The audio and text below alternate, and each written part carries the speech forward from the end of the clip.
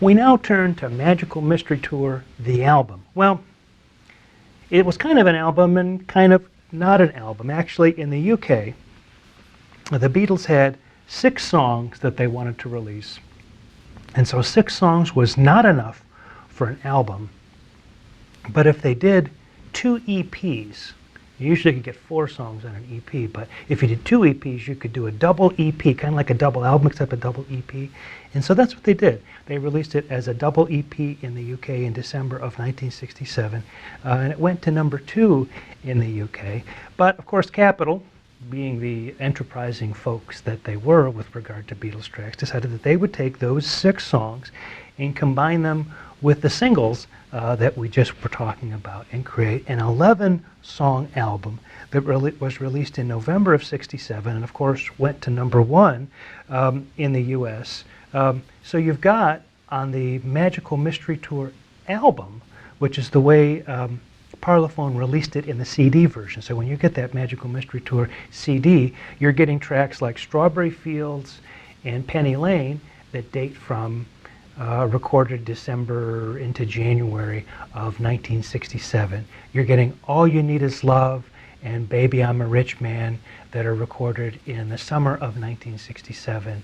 And then you're getting tracks from the sessions that surrounded the fall of 1967. So you're really getting a blend of a year's worth of different sessions, which is unusual for those Parlophone releases, which tend to really help us sort of keep all the songs recorded together in the same package. So Magical Mystery Tour, a bit of an exception in that regard.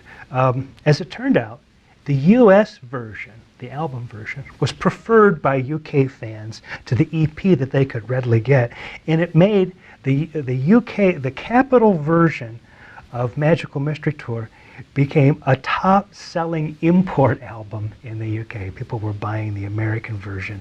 And as I said before, the US version adds the pre-Sgt. Pepper singles, a Pepper era track, and post-Pepper singles. So when were these tracks recorded? Strawberry Fields and Penny Lane, as I said, were recorded in late '66, early '67. Magical Mystery Tour, Baby You're a Rich Man, were recorded in April and May of '67. Just after the Sgt. Pepper sessions had concluded, they started working on fresh material. All You Need Is Love, as we talked about before, had been recorded in June of '67. Hello, Goodbye, and I Am the Walrus were singles and album tracks recorded in September and October of '67, and the remaining album tracks recorded in September through November of 1967. So again, a real kind of mixed bag of things on the Magical Mystery Tour album. Boy, between that movie and the kind of assortment of things that you get on the Magical Mystery Tour album. It's a great album and all that, but you're really starting to see the kind of effects of Brian Epstein not being around to kind of help the guys focus their energies. You know, you really start to see that things are getting a little bit more loosey-goosey, and there's some quality control issues and all this kind of thing. Not so much with the music, but certainly with the movie. So as far as the John songs on Magical Mystery Tour are concerned, all of the songs that are John songs appeared as singles. All You Need Is Love, I Am a Walrus was a B-side. Baby You're a Rich Man that he wrote with Paul was a B-side. Strawberry Fields had been part of a double A-sided release. The Paul song, Magical Mystery Tour, had been written specifically to open the film. It turns out it's an AABA form. The Fool on the Hill is a song that we'll save our comment for the next video when we do a close-up of that. Your Mother Should Know.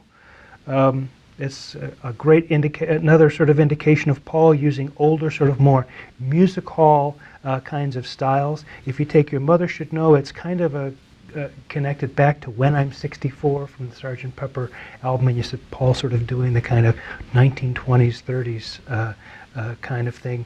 Think ahead to something like Honey Pie, which we're going to see on the White Album, and you can see there's the whole sort of string of Paul kind of tune, something that Freddie Mercury would pick up with Queen in the 70s, that kind of stylistic reference. Hello, Goodbye. We've already talked about that as a single. Baby You're a Rich Man we talked about with regard to the connection with John Lennon writing it together, and then Penny Lane, which was an A-side. So you see, as we talk through the Magical Mystery Tour stuff, most of it is stuff that we've talked about already because of the context of when it was recorded.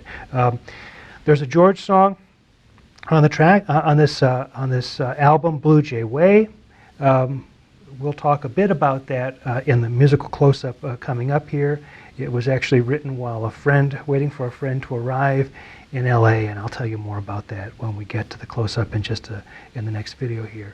And the only Beatles instrumental on any of the records appears on Magical Mystery Tour, and this is a song called Flying, which is a 12-bar blues structure with a kind of an electronic ending to it.